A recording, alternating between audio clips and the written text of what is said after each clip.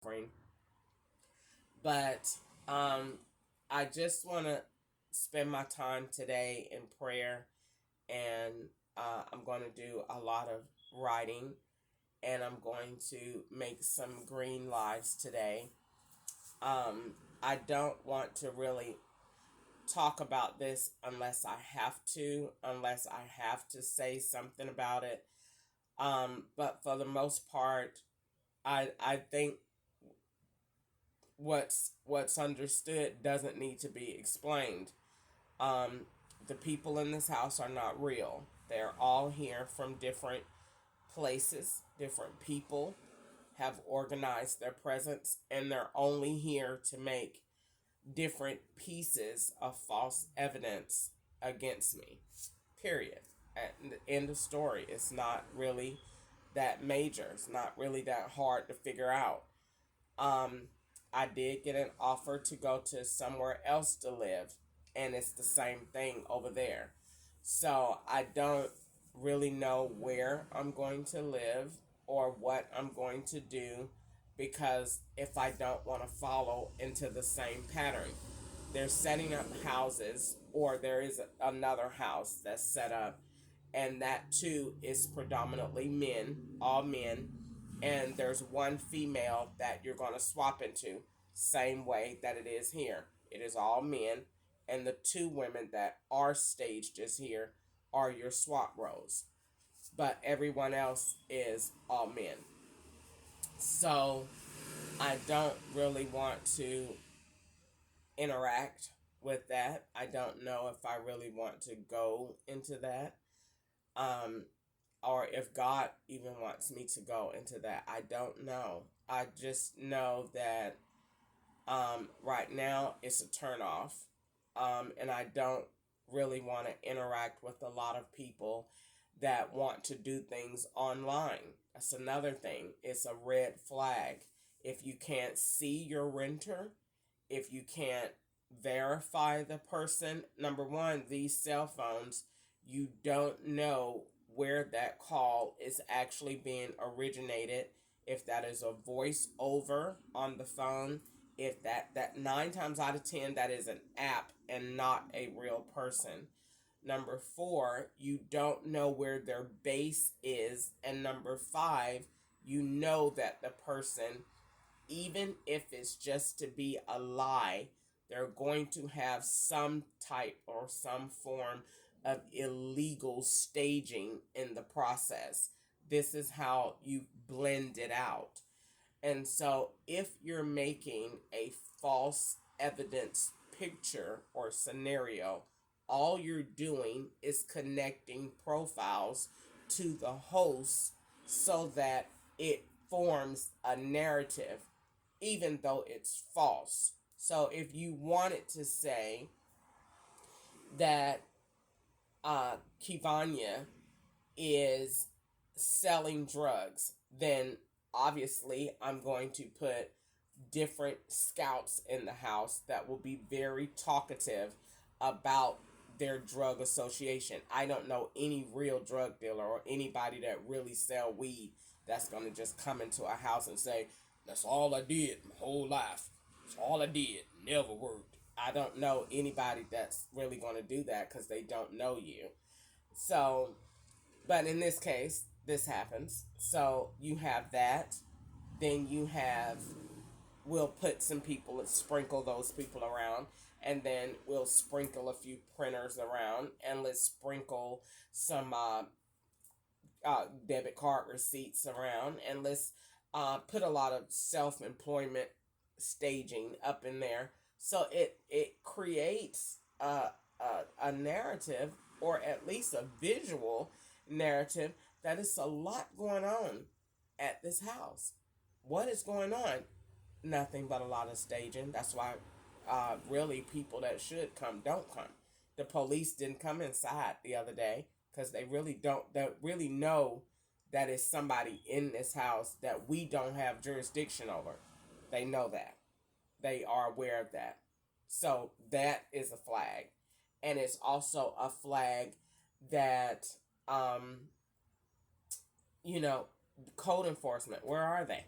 Any other time I see them up and down this road all day. Where are they today? Or have they already come when I was asleep yesterday? Or whatever. I don't know. But at the end of the day, everybody know that this house has a lot of staging. It has a lot of lies going on. And at the end of the day, the county don't have jurisdiction in a federal matter. So even if code enforcement wanted to come, you have to get permission. You got to get permission, not necessarily because you're doing something crooked. That's just the way that it works. You got to get permission to go on that because that's a federal operation going on. So you might can't go. And if you do go, then we already know what's going on in there. So it could very well work like that. But for the most part, I don't really want to get into all that because that just is so tempting for me to just keep talking about. And I don't really want to talk about it because I stand on what God told me the other day. I'm not going to let it aggravate me to see someone get in their car and go to the store and then rush back and act like they never left and actually take the car apart. When I filmed you, bruh, you forgot you had on that distinguished t-shirt on the back and you came out and went to the store and rushed back and act like you never left. That's a problem. Like, just the fact that you are aware that I know that you did that and that you can hear me because you're swapped on my phone, that's a win all day for me. That's a win because you ain't get nothing over on me and you definitely didn't get nothing over on God. So I don't care about what you're doing. Everybody know that you're a liar now. So it doesn't matter what you're in the room making or on the phone or have left and is somewhere else making and left your car. It doesn't matter what you're doing. I've put enough out there that everybody that's looking at me is looking at you. So it doesn't matter really what you did or what you said. It is no weapon formed against me shall be able to prosper. And that's it. Bottom line, this has never been done in United States history, and it needed to be done. And so I stand on the Word of God in believing that it's going to promote laws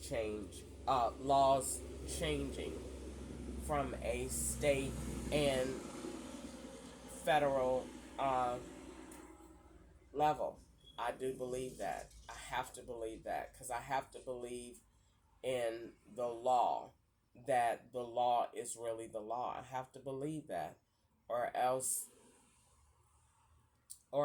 I just would lose hope. And my hope is in the Lord, and the Lord is for justice, and He's for law and government, and I believe that. I don't think that every organization is out to get me. No, I think that every organization is looking at this and saying, "Oh my God,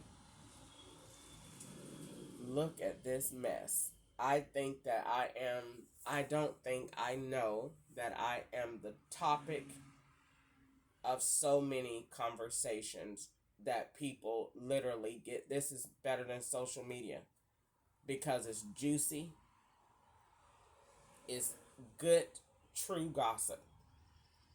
And that girl keeps talking.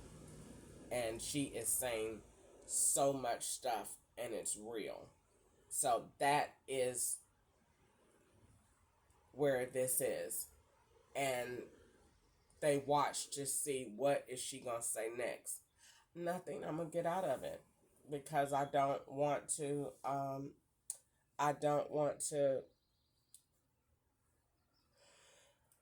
get to the point where I don't have any quality of life behind it. I mean, that's what it was intended to do, you know, to make me look crazy and old. He put me in this house, and Ketchup willfully and gladly paid the rent until I started talking about it was gas and making police reports, and then Ketchup didn't give me no money no more. Ketchup and Joe work together. They're on the same team. I bet you any amount of money Joe and Ketchup talk. So I don't I don't have no feelings about that. I don't have no feelings about Ketchup. I'm not angry still with him because I don't know what his driving force is, and I don't really care. Doesn't really even matter. Doesn't even really matter. Um, like I said before, yes, the situation is really bad, but it's not. It's really good on some other areas because I get to go green and I get to come up with all of these beautiful ideas, whether people want to hear them or not, whether people want to make fun of me or not. At the end of the day, it is undisputed that the girl is brilliant. They say that. They say I'm smart. They don't think I'm dumb. They think I'm only dumb because she's still talking and don't see that we're involved. That's the only reason they call me dumb. But they don't think I'm dumb at all because my ideas are brilliant.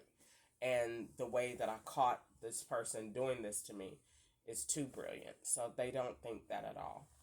So the fact that I was able to, like I said, see that you're in another room or in another part of the world and you're using a device to set me up by changing the Wi-Fi networks and all of that. And I bet you any amount of money, Bluetooth is on this TV. And I turn it off every day. To watch, I will say this, to watch my phone play old ads that I've already seen before.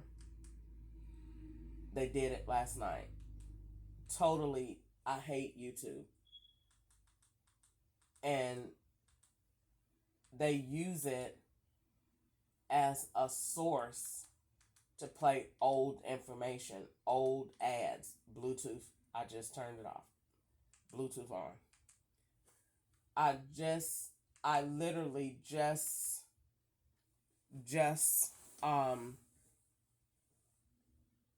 saw it last night on my phone. So if in 2021 I was listening to Mention, then Mention is going to play as a suggestion, and it's going to load that same old content with the same old ads and the same old comments that are always in the first person's narrative.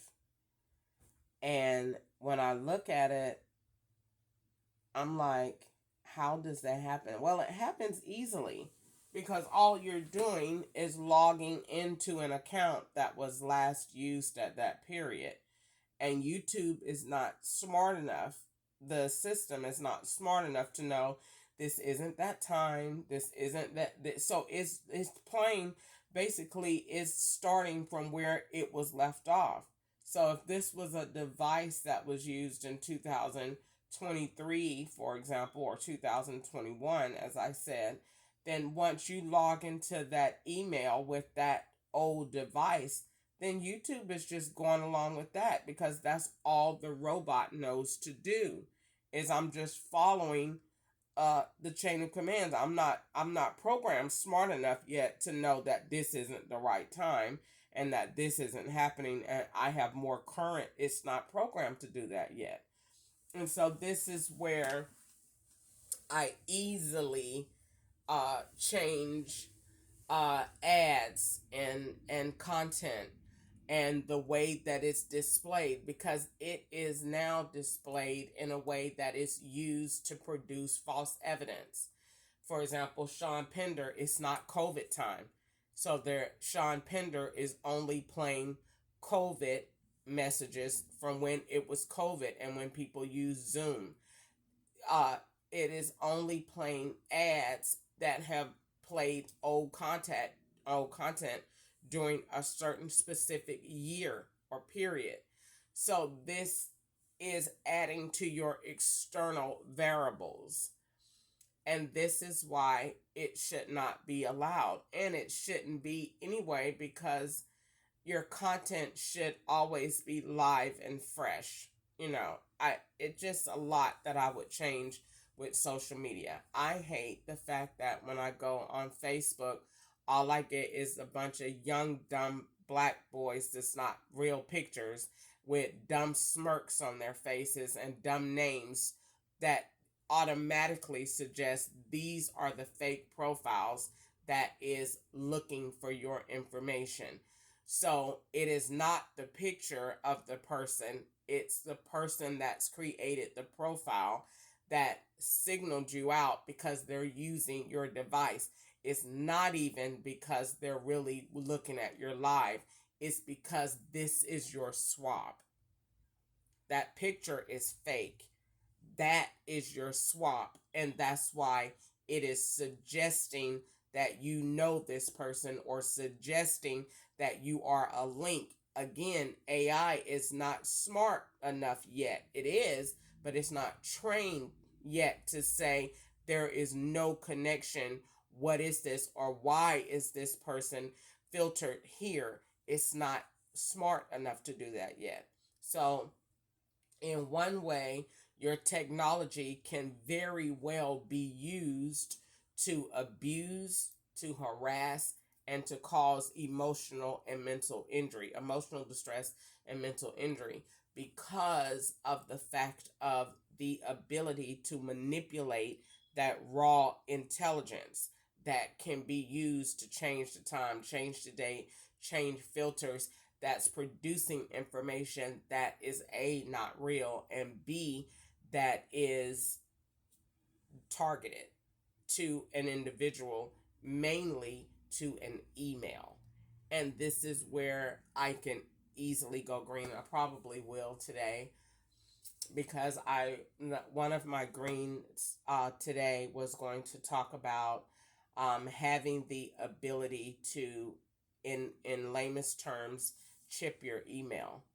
And this will prevent the unauthorized access of an eSIM or SIM being used. So in a court of law, let's just say uh, God allowed me to be falsely arrested, and all of this evidence from these phones would count for a warrant. And so I got arrested. Hypothetically speaking, I'm not getting arrested, but if I did, God would be with me and I would win. And so